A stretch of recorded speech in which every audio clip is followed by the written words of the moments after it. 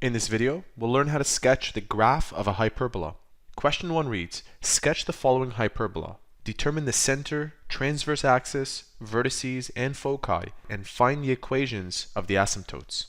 When you get an equation that represents a hyperbola, you can tell the direction of its transverse axis by looking at which term is negative. Notice that in our equation, the x term, specifically this part, is negative. When the x term is negative, it has a vertical transverse axis. So let me write that down. The transverse axis happens to be vertical.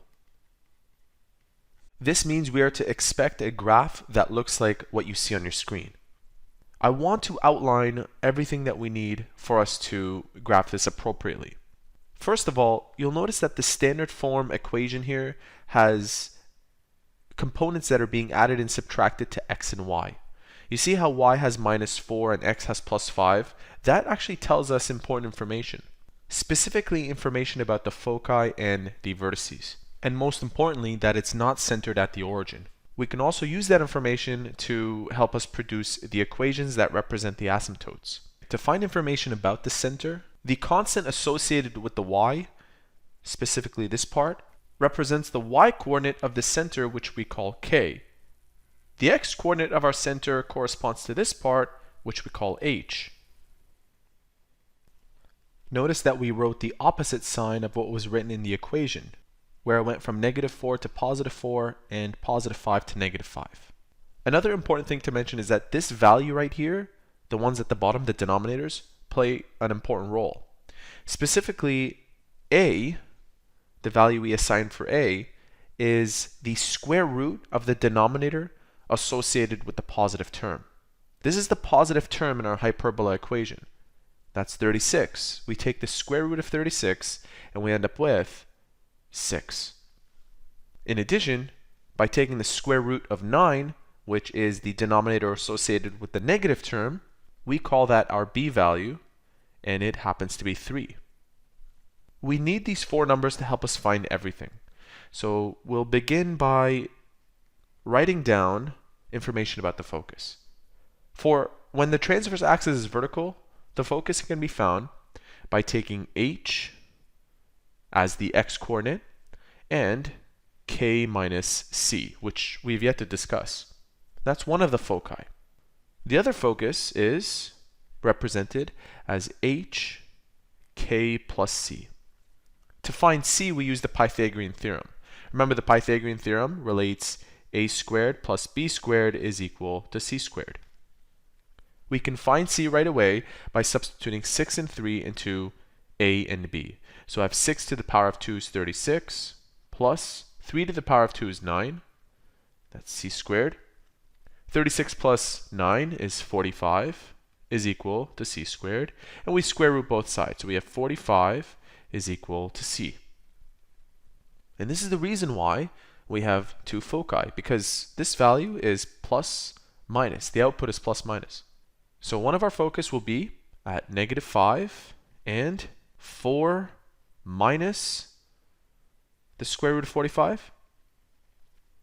And the other one will be -5 and the y-coordinate will be k 4 plus the square root of 45. We'll plot these points later. The vertices can be found using the following relationship. So I have vertices here. Let me write this down explicitly for you. That can be found by taking h as the x-coordinate, k minus a, and h, k plus a. H again is -5. K is 4, and a is 6. So we have -6, and then again, -5, comma, 4 plus 6. Remember, when we took the square root of a, we got 6. That's what we wrote initially, but it was plus minus 6 technically, because the square root of 36 is plus minus 6, and that's why we account for both symbols.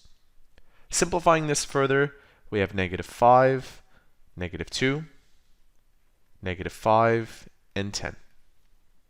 We'll plot these points soon as well. The asymptote equations can be found using the following. Y minus k is equal to plus minus a over b bracket x minus h.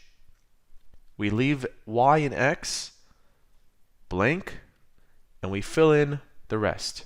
Remember, k was 4, so we have y minus 4 is equal to our a value, which was 6, and our b value of 3, x minus h, which was negative 5. So x minus minus 5 is x plus 5. Simplifying this, we get two equations, one that's positive and one that's negative. So I have y minus 4 plus minus 2 x plus 5, and we can actually write this in slope y-intercept form if that helps you understand this. We take this negative 4 over and we expand this part. So I have y is equal to plus minus 2x, notice that I'm expanding here, plus minus 10 plus 4. So one of our equations will be y is equal to 2x plus 14, and the other will be y is equal to negative 2x minus 6. So you'll have two linear equations crisscrossing each other. Okay, now we're ready to plot. Let's create an xy plane. We'll begin with our foci. Our first focus was negative 5 and 4 minus the square root of 45. I think it would be a good idea to find out what that actually is. So 4 minus the square root of 45 is equivalent to negative 2.7. So that's negative 2.7. And again, we do the same thing, but plus, and that is equivalent to 10.7. 10.7. So we have a point at negative 5 and negative 2.7. Let's say that that is over here. Remember, this is a sketch, so it doesn't have to be perfect. I'll write down negative 5 and negative 2.7. That's one of our foci. And the other one is at negative 5 and 10.7. So along the same axis, right here, that's negative 5 and 10.7. So that's F1 and that's F2. Now the vertices. We'll have one vertex at negative 5 and negative 2. Negative 5 and negative 2 is about here. That's V1. And we have negative 5 and 10, which is over here. That's V2. And we would expect this because the focus usually lies outside, opposite of the vertices. All right, what else do we have? Remember, we have h and k, and that represents the center. H is the x-coordinate, and k is the y-coordinate. Let's plot that as well. Negative 5 and positive 4. That should be somewhere in the middle. Negative 5 and 4, that's the center, which I'll call C.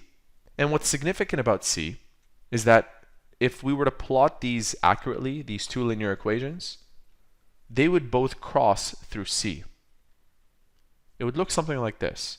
Remember, these lines serve as asymptotes. So as the hyperbola expands infinitely, it never touches these lines, almost acting as a barrier. This line specifically is y is equal to negative 2x minus 6, and this line is y is equal to 2x plus 14. Let me highlight these two. That is how to sketch the graph of a hyperbola. If you'd like to see the answer to question number 2, make sure that you watch question 2 of this series. What's different about question 2 is that rather than having a vertical transverse axis, we deal with one that has a horizontal transverse axis. And of course, it is not in the same format as this one. So make sure you watch that video to see what happens, and hope to hear from you soon.